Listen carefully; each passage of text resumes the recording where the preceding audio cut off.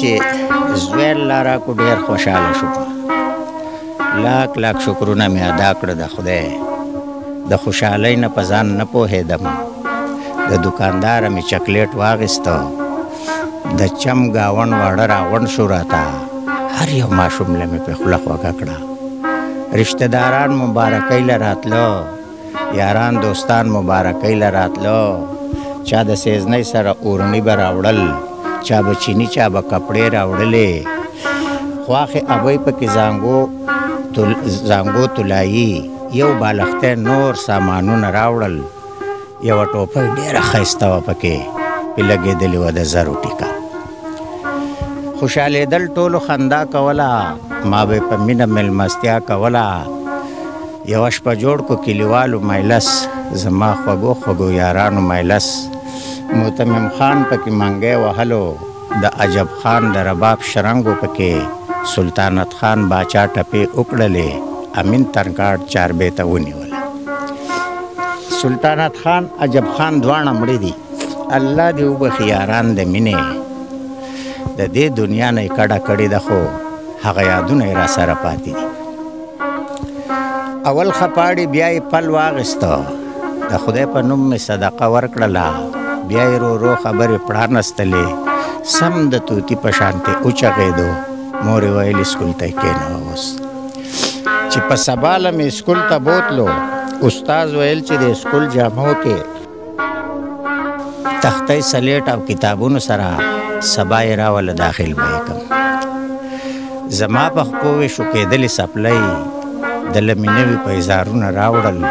له ما په سر وه پټختلې ټوپۍ، د له مې ښکلي په کولونه راوړل. زما زړې په تار ګنډلې جامې، د له مې ښه نوي سوټونه راوړل. له ما په سر وټکېدلی څادر، د له مې ګرم کمبلونه راوړل. تختۍ سلیټ له مې پیدا کړې نغدې، ما په نسیاو کتابونه راوړل. چې قسم دی چې دا کتابونه مې په نسیاو راوړو د خپلو خینه، د هغو د کتابونو دکان. ما په نسیاو کتابونه راوړل. وخت تېرېدو بچي سبق ویلو، ما یې خرچونو ته ملا وتړله.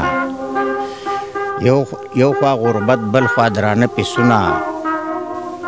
ما به په ځان قرضې راواړولې، موجوده فصل به قرضو کې لاړو. را روان به مې قرضونه کول. د لوی تعلیم حاصلېدو په غرض انګلینډ ته تلو له بینک بیلنس په کارو. دغه یو شرط پوره کولو له مې د بېوسۍ نه ځمکه خرڅه کړله.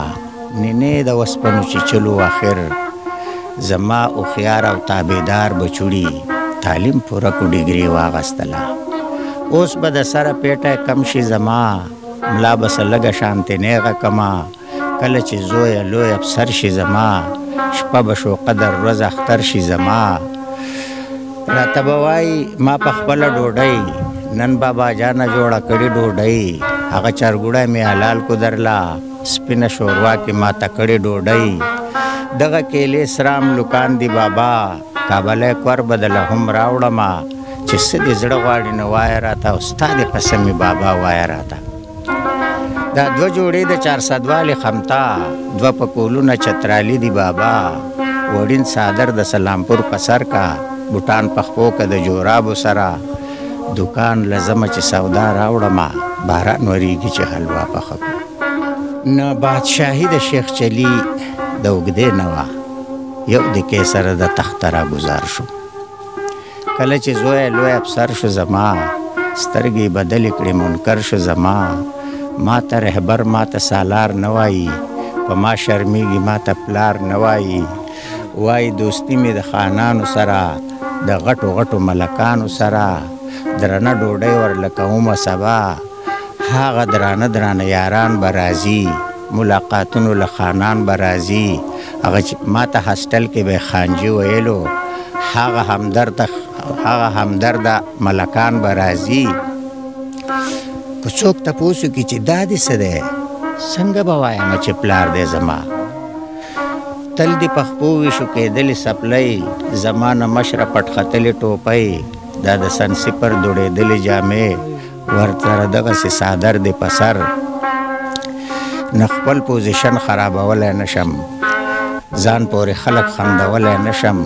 تا سره کور کې اوسېدلی نشم د شډل پلار نه خو نه پلار غوره دی او انپړې مور ته مور ویلی نشم نو چا مینه خپله کړه دولت یې بیلو چا دولت خپل کړو محبت یې بیلو د مرګه وروسته څوک به څه او څوک به څه وایي خو چا مینه بیله او د چا نه به دولت پاتې شي دا دوه خبرې به هر چا ته د عبرت پاتې شي پلار که ځان ډېر زری زری کي د نتیجه یې څه وي سبا که نه وي بهادر چې حقیقت پاتې شي